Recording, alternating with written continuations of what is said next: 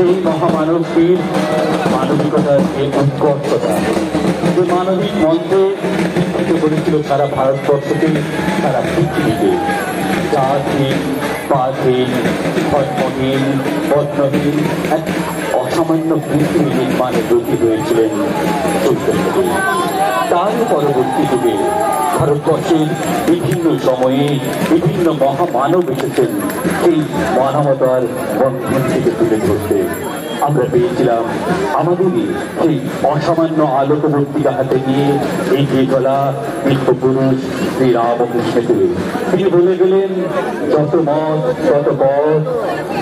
তার শিষ্য নরেন্দ্রনাথ বলে গেলেন, দিবে প্রেম করে যেই জন, সেই জন সে ঈশ্বর। আমরা বলেছি মানবতার জয়গান। আমরা চাই সারা পৃথিবীর বুক ভরে উঠুক সৌভাতৃত্বের বন্ধনে। আমরা বলেছি জয় হোক মানবতার। আমরা বলি সারা বিশ্বে যেখানে যত ধর্ম আছে, আমরা বলি যত মত তত পথ।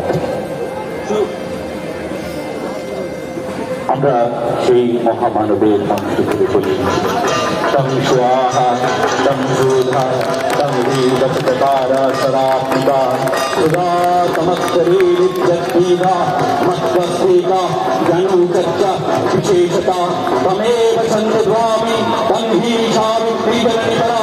ওম সর্বমঙ্গলং মঙ্গলে শিবে সর্বার্থ স্বামিকে শরণ্যে ত্র্যম্বকে গৌরি নারায়ণে